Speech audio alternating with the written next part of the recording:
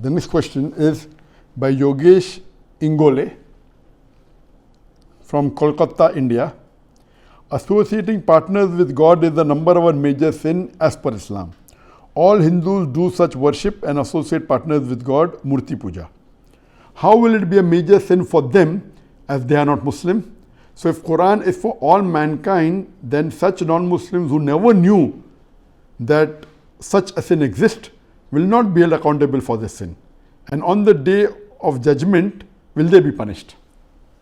Brother Yogesh has asked a very important question, that the Hindus who don't know about the concept of major sin, the concept of shirk, how will they be held responsible on the day of judgment? Point number one, all the major religions, if you read the scriptures, they talk about monotheism, believing in one God. Whether it be Christianity, whether it be Judaism, including Islam, and including Hinduism. If you read the Hindu scripture, there are various verses talking about monotheism and talking about not to do shirk. If you read the Hindu scripture, Chandogya Upanishad, chapter number 6, section number 2, verse number 1, it says, Ikkam evidityam. God is only one, without a second.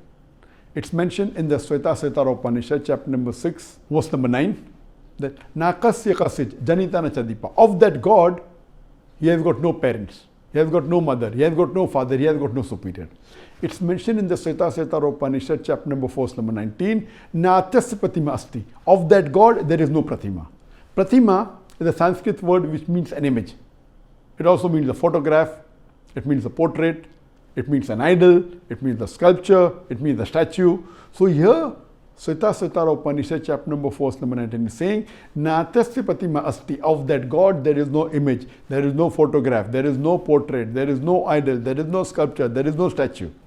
The similar message is given in the Yajurveda, chapter number 32, verse number 3, where it says, Natyasya Pratima Asti. Of that God, there is no image, there is no photograph, there is no portrait, there is no idol, there is no sculpture, there is no statue. Further, it's mentioned in Yajurveda, chapter number 40, verse number 9, Andhatma Pavishanti ya Asambhuti Mupaste. They are entering darkness, those who worship the Asambhuti.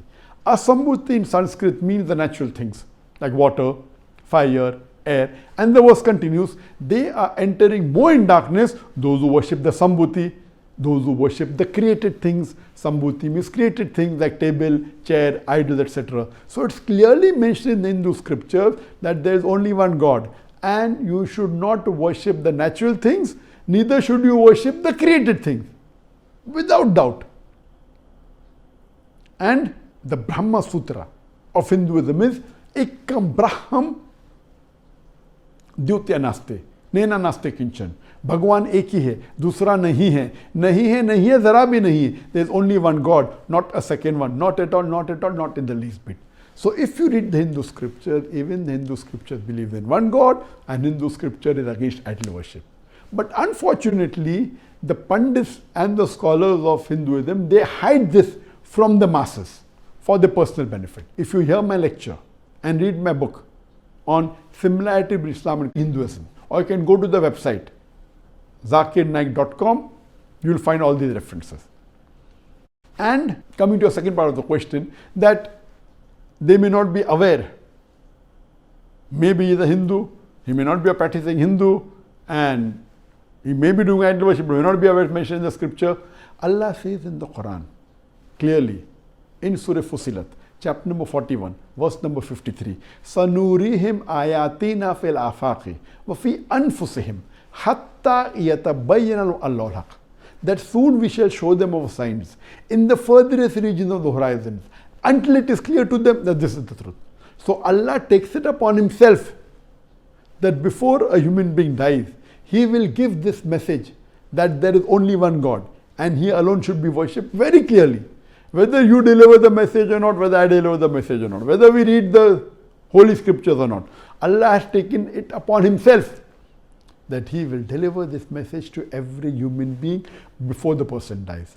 But because of the society, the person understands the message, but he may say, okay, for now if I follow Islam, I may have to give up my business, I may have to stop drinking alcohol, I may have to stop cheating. So all these associated factors doesn't allow him to follow the guidance he has received. So who's to blame? He's to blame.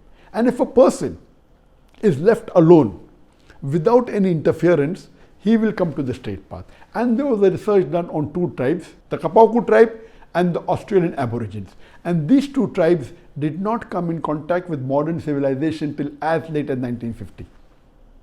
And when they went and they did research, they found out that they believed everything, same concept of the creator of God like Islam, but they didn't call themselves Muslims. They believed there was one God, they believed that making images of God is wrong, they believe idol worship was wrong, and for worshipping they did the sajda, they did prostration. It was everything what is in Islam but by name, about the concept of God. That means if you let a person without any external influence of human beings, of teachers, of philosophers, they will believe in Tawheed. This is the Din al-Fitra. Therefore, beloved Prophet said, every child is born in Din al-Fitra. He is born as a Muslim. Later on, he gets convinced by the elders, by his parents, by his teacher. Then he may start doing idol worship, may start doing fire worship. So, if no external influence is there, he remains on Din al-Fitra. And whether he gets the message or not, Allah will give him the message directly. Then, of course, on the day of judgment, he will never object to Allah's justice. He will only say that, I don't mind giving the full wealth in the world to you to save me. Allah said it's too late. He will only say that, please give me one more chance. Allah said it's too late. So that's the reason every human being should read the scripture. Read the scripture, he'll come to the straight path. Read the Qur'an, and they should worship only one God and should not associate partners with him.